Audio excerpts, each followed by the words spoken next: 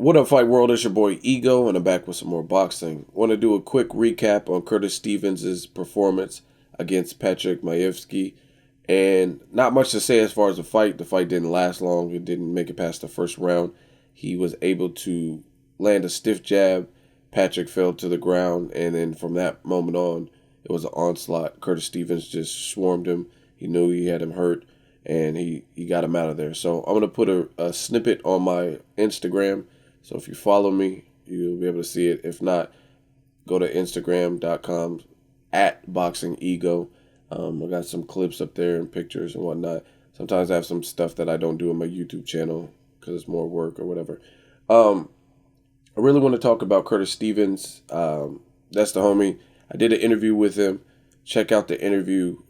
A lot of good feedback from the interview, so I appreciate that. Appreciate that love and support.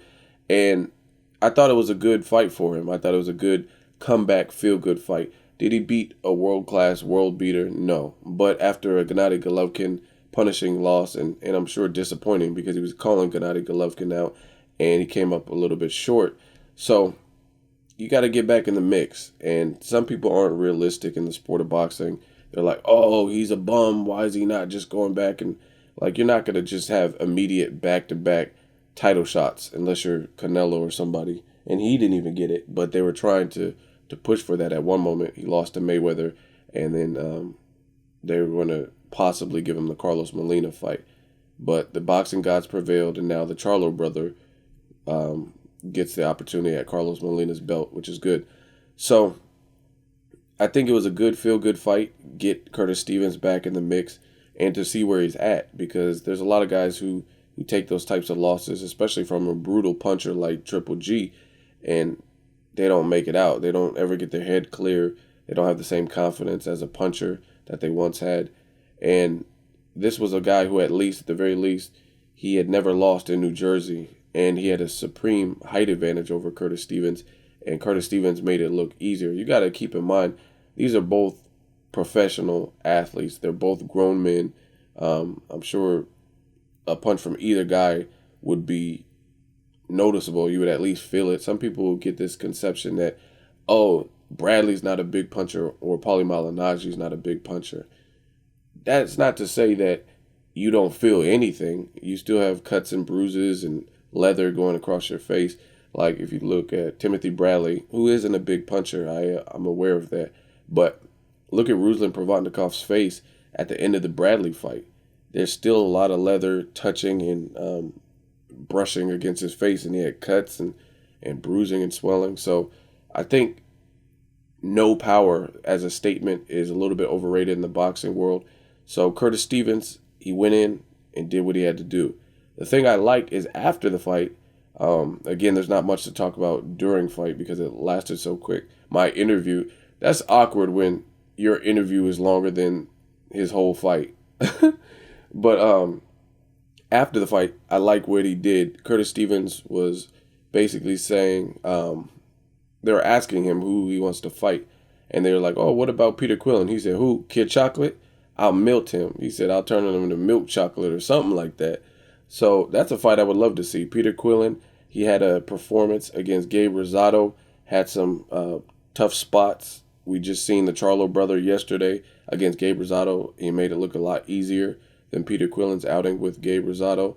So I'd definitely be up for Peter Quillin versus Curtis Stevens. Two guys who are young, two guys with power, two guys from the same area. They both represent Brooklyn, I guess you could say. It's a good fight. I think they should make it happen. And Curtis Stevens needed to get back into the swing of things. Like I said, some people are going to clown like, oh, who's Patrick Maevsky or whatever. But you got to keep in mind, Curtis Stevens has fought 5 times in the last 12 months, 12 calendar months or whatever. So he's still active, and he's still trying to reestablish himself. And I think it's like 3 or 4, 3 out of his last, it might be 4 now. Like 4 of his last 5 fights have ended in a knockout in the first round. So you got to give the man credit. He's trying to rebuild. He said in his interview with me he would let his hands go. But I really like a fight with Rosado and Curtis Stevens. Even though Rosado just lost, he's tough, he's game. I think that's another fight that Curtis Stevens can entertain before he possible to fight somebody like Peter Quillin, or they can go straight at Quillin if they want. And as you guys know, if you follow me on my channel, I've interviewed both guys, so I'm going to try to get him on the horn again, ask him some questions about his victory, ask him to possibly elaborate on the Peter Quillin. And I've interviewed Quillin as well. Nice, humble dude, very down to earth. So I'll try to ask him some questions to see what he thinks of all the middleweight action. The Charlo brother against Rosado, Curtis Stevens' win, and what he sees in his foreseeable future. So if you guys have specific questions that you want me to ask, as long as they're reasonable, I'll try to incorporate those into my regular questions. If not, just stay tuned, man. I got a lot of stuff in the middleweight division, definitely heating up. At the top of the heap, we have guys like Gennady Golovkin. He's going to be hard to beat at middleweight, just that freakish power.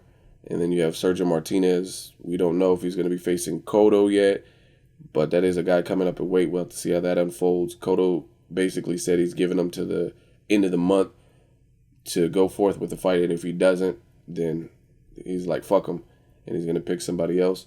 But he's staying true to his June date. He wants June, and at Madison Square Garden. So don't know who Cotto's going to be fighting next. I'm looking forward to it. A lot of action. We're getting a lot of divisions popping, which is what I love in the sport of boxing. Welterweight got action. You got guys like Keith Thurman, Sean Porter, Floyd Mayweather, of course, Pacquiao, Bradley, possibly Danny Garcia in the future. You got at 54, you got a lot of action in there too. You know what I'm saying? You got Kirkland, who just reestablished himself. You got Canelo, who's fighting out of there. You got Edislandi Lara, who's fighting out there. Carlos Molina got a belt, who's fighting the other Charlo brother. A lot of action out here, man, and I'm really looking forward to it.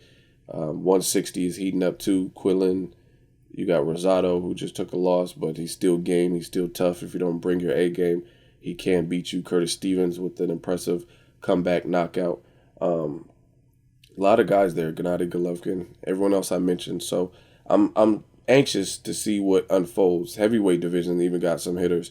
You got Tyson Fury, who's making his name. Deontay Wilder, Bryant Jennings. A lot of guys, man. And I like how these divisions are getting more and more stacked. 175, I didn't even talk about 175. Adonis Stevenson, Kovalev, possibly Andre Ward in the future. Bernard Hopkins, the 8th, man. I'm getting excited. 2014 should be great. Let me know what you guys think. As always, hate, comment, or subscribe. Till next video, it's Ego. Signing off.